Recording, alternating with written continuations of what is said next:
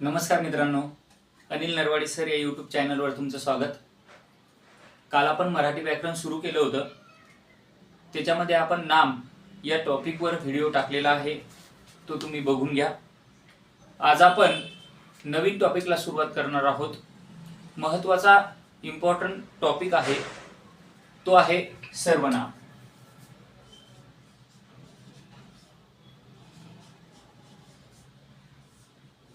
आता काल आपण नाम बघितलं, नामाविषयी माहिती बघितली, नामाचे जे काही प्रकार आहेत ते नामाचे प्रकार आपण बघितलेत.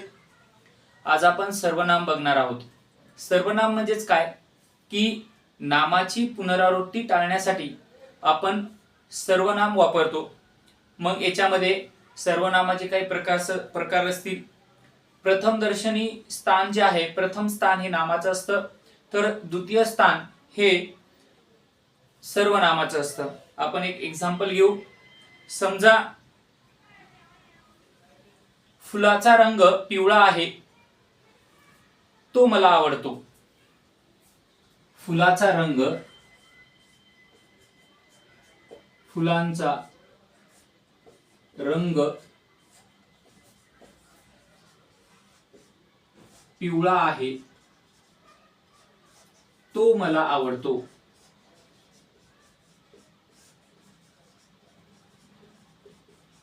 आता याच्यामध्ये फुलांचा नाम आहे किंवा याच्यात आपण पिवळा आहे. फुलांचा रंग कसा आहे? पिवळा आहे. तर पिवळा काय? नाम आहे. तो मला आवडतो, तो म्हणजेच काय? तर पिवळा रंग मला आवडतो. म्हणजे आपण असं म्हणू शकत नाही फुलांचा रंग पिवळा आहे, पिवळा रंग मला आवडतो. म्हणजे हे पुनरावृत्ती टाळण्यासाठी आपण हे जे सर्वनाम आहे हे सर्वनाम आपण काय करतो? वापरतो. म्हणजे फुलाचा रंग पिवळा आहे, तो मला आवडतो. तो मला आवडतो म्हणजे पिवळा रंग मला आवडतो. हे या नामाची पुनरावृत्ती टाळण्यासाठी आपण या सर्वनामाचा काय करतो? वापर करतो. या सर्वनामामध्ये वेगवेगळ्या प्रकारचे खाली 6 प्रकार आहेत. किती प्रकार आहेत? 6 प्रकार आहेत. तर ते 6 प्रकार आपण बघणार आहेत. पहिले सर्वनामाचे प्रथम जो आहे, पहिला प्रकार आहे पुरुषवाचक सर्वनाम.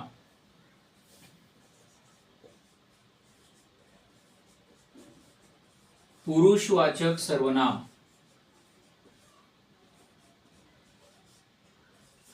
दुसरं दर्शक सर्वनाम.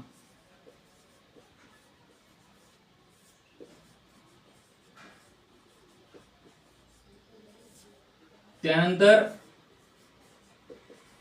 संबंधी सर्वनाम.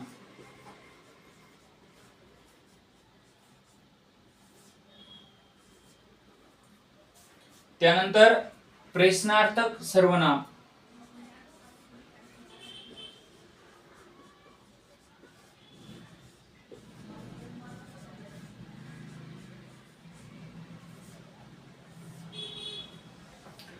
त्यानंतर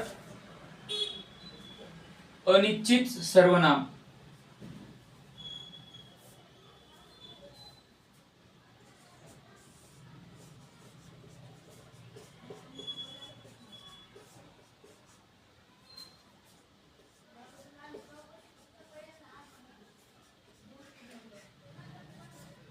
आणि 6 नंबरचा आहे आत्मवाचक.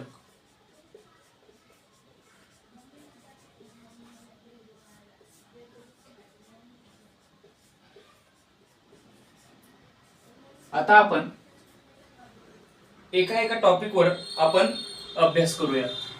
आता पुरुषवाचक सर्वनाम मध्ये प्रथम पुरुषवाचक, द्वितीय पुरुषवाचक आणि तृतीय पुरुषवाचक असे 3 प्रकार या पुरुषवाचक सर्वनाम मध्ये येतात. प्रथम पुरुषवाचक म्हणजे जो की प्रथम असेल, जो बोलत असेल, तो प्रथम पुरुषवाचक. द्वितीय पुरुषवाचक म्हणजेच काय? जो दुसरा बोलत असेल तर त्याला द्वितीय पुरुषवाचक. आणि तृतीय पुरुषवाचक तर तिसऱ्याबद्दलच तिथं भाष्य होत असेल तिसऱ्या विषयी काही माहिती द्यायची असेल तर त्याला म्हणतात तृतीय पुरुषवाचक. म्हणजे स्वतः जर बोलत असेल तर त्याला प्रथम पुरुषवाचक, दुसरा जर बोलत असेल, दुसऱ्याला जर बोलायचं असेल तर द्वितीय पुरुषवाचक, आणि जो तृतीय पुरुषवाचक आहे म्हणजेच काय तर तिसऱ्या विषयी जर माहिती आपल्याला द्यायची असेल तर त्याला काय म्हणतात तृतीय पुरुषवाचक असं म्हणतात. प्रथम पुरुषवाचक म्हणजे मी, आम्ही, आपण, स्वतः.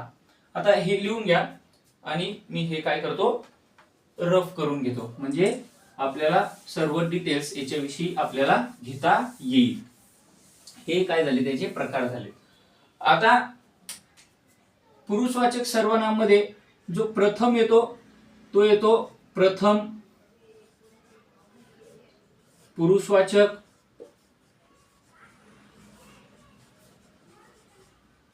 सर्वनाम. याच्यामध्ये उदाहरण घ्यायचं झालं मी, आम्ही, आपण आणि स्वतः. आता याच्यामध्ये जर एक्झाम्पल घ्यायचं झालं तर मी गावाला जाणार, आम्ही गावाला गेलो, आपण सर्व गावाला जाऊ, स्वतः खात्री करून घेतो. अशा वेगवेगळ्या प्रकारचे उदाहरणं तुम्हाला याच्यामध्ये येतील. हे झालं प्रथम पुरुषवाचक. याच्यामध्ये मी, आम्ही, आपण, स्वतः. त्यानंतर दुसरं येतं द्वितीय पुरुषवाचक सर्वनाम. आता द्वितीय पुरुषवाचक म्हणजेच काय तर दुसऱ्याला ज्यावेळेस आपण संबोधतो तू,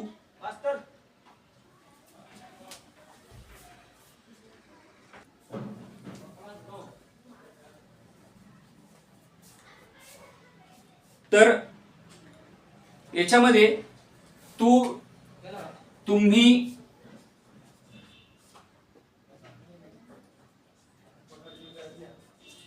तू,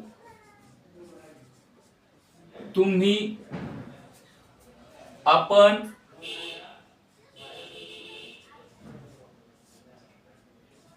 स्वतः. द्वितीय पुरुषवाचक मध्ये तू, तुम्ही, आपण आणि स्वतः हे शब्द याच्यामध्ये येतात. याच्यामध्ये पहिलं तू एवढा लाडू खाऊन टाक, तुम्ही एवढे काम कराच, आपण आलात, बरे झाले,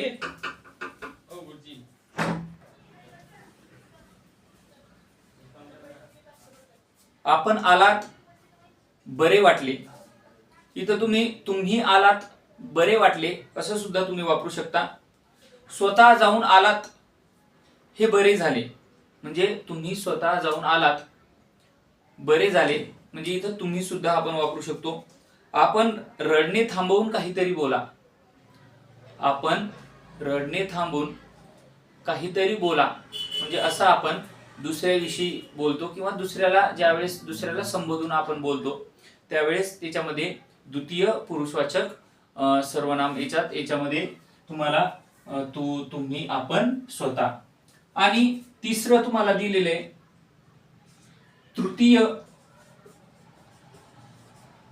तृतीय पुरुषवाचक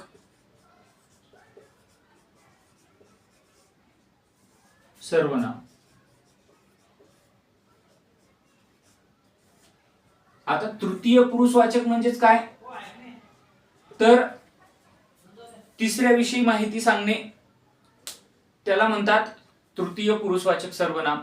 याच्यामध्ये तो, ती, त्या हे याच्यामध्ये येत आहे. तो, ती, त्या. तो खूप शहाणा आहे, तो खूप शहाणा आहे. तो म्हणे आजारी आहे, ती अतिशय सुंदर आहे. त्या चांगले गाणे गातात. ते काय म्हणत होते हे सगळे याची उदाहरणं आहेत. तो काय बोलला, ती काय बोलली, त्या काय बोलल्या. तो अतिशय सुंदर आहे, ती अतिशय सुंदर आहे, त्या अतिशय सुंदर आहेत. अशा वेगवेगळ्या प्रकारच्या शब्दावरून आपण सर्वनाम जे आहे ते सर्वनाम आपण काय करतो, वापरतो. म्हणजे सर्वनाम म्हणजेच काय, तर नामाऐवजी वापरला जाणारा जो काही पर्टिक्युलर शब्द आहे त्याला आपण काय म्हणतो, तर सर्वनाम असं आपण त्याला म्हणतो. हे झालं प्रथम पुरुषवाचक, द्वितीय पुरुषवाचक आणि तृतीय पुरुषवाचक सर्वनाम. यानंतर तुम्हाला दर्शक सर्वनाम, संबंधी सर्वनाम, प्रश्नार्थक, अनिश्चित आणि आत्मवाचक असे काही दिलेले आहेत. त्याच्यामधले दुसरं दर्शक सर्वनाम. दर्शक म्हणजे दर्शवणे, दाखवणे. हा, ही, तो, याच्यामध्ये आपण बघू. आता हे सगळं झालं पुरुषवाचक सर्वनाम.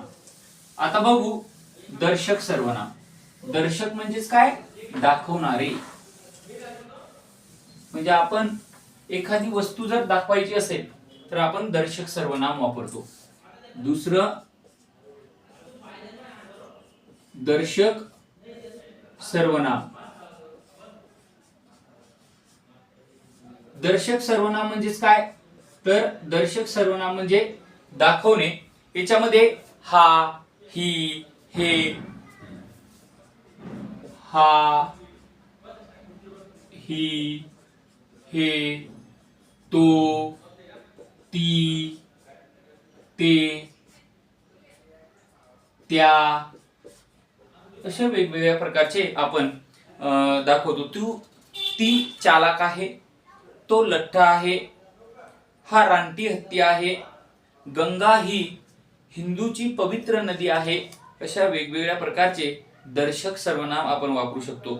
सचिन हा चांगला खेळाडू आहे असे सुद्धा दर्शक सर्वनामामध्ये आपण वापरतो. हे झाले दर्शक सर्वनाम. दर्शक सर्वनामामध्ये हा, ही, हे, तो, ती, ते, त्या असे दर्शक सर्वनामे आपण वापरतो.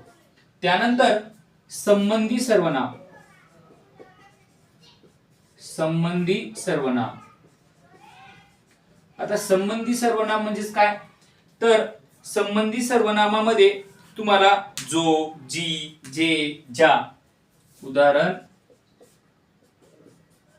जो, जी, जे, ज्या असे संबंधी सर्वनामाच्या वाक्यामध्ये आपण वापरतो. जे चकाकते ते सोने नसते, जो करेल तोच भरेल, ज्याने हे भांडण उरकले तो माघार घेईल. हे जे उदाहरण आहेत हे उदाहरण तुम्ही वहीमध्ये लिहून घ्या. जे सांगतोय ते, मला जे हवे ते मी करेन. अशा वेगवेगळ्या प्रकारचे हे सगळे काय आहेत, तर संबंधी सर्वनाम आहेत. त्यानंतर प्रश्नार्थक सर्वनाम. प्रश्नार्थक म्हणजेच काय, प्रश्न विचारला जातो. प्रश्नार्थक सर्वनाम चौथा आहे. प्रश्नार्थक सर्वनाम. याच्यामध्ये क्वेश्चन विचारला जातो. उदाहरण कोण, कोणी, कोणाला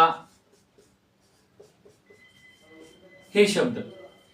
समजा याच्यामध्ये प्रश्नार्थक सर्वनाम, कोणी रामायण लिहिले, वाल्मिकने काय लिहिले, काय, वाल्मिकने काय लिहिले, तो कोठे जाणार आहे, कोठे, कोठे,